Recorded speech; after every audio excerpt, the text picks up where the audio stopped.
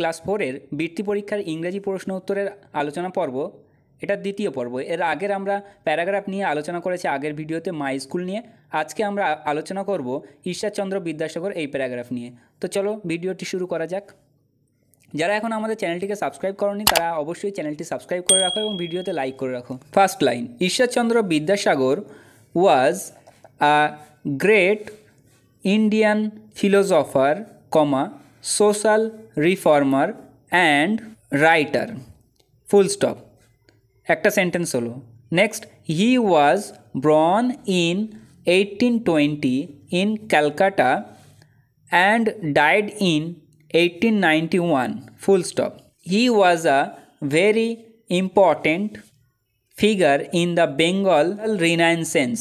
Next line, he is a key figure in the history of modern Indian education, full stop. এটা যথাযথ ঈশ্বরচন্দ্র বিদ্যাসাগরের উপর একটা ছোট্ট প্যারাগ্রাফ। এটা লিখলে আশা করি তোমরা ফুল মার্কস পাবে। আমরা নেক্সট ভিডিওতে এখানে যে 3rd নম্বর কোশ্চেনটা ছিল উইন্টার, আমরা নেক্সট ভিডিওতে উইন্টার প্যারাগ্রাফ নিয়ে আলোচনা করব। এছাড়া যে সমস্ত গুরুত্বপূর্ণ প্যারাগ্রাফগুলো আছে আমরা এর পরবর্তী ভিডিওগুলিতে আলোচনা করব। তাই সেই সমস্ত ভিডিওগুলি দেখার জন্য অবশ্যই আমাদের চ্যানেলটিকে সাবস্ক্রাইব করো এবং পাশে থাকা ঘন্টাটি বাজিয়ে রাখো। ভিডিওটি একটা লাইক করো এবং কোনো জায়গায় বুঝতে অসুবিধা হলে ভিডিওর নিচে কমেন্ট সেকশনে জানাতে পারো এবং বুঝে থাকলে ইয়েস বলে কমেন্ট করো। আর বন্ধুদের কাছে ভিডিওটি হোয়াটসঅ্যাপ ফেসবুকের মাধ্যমে শেয়ার করে দাও।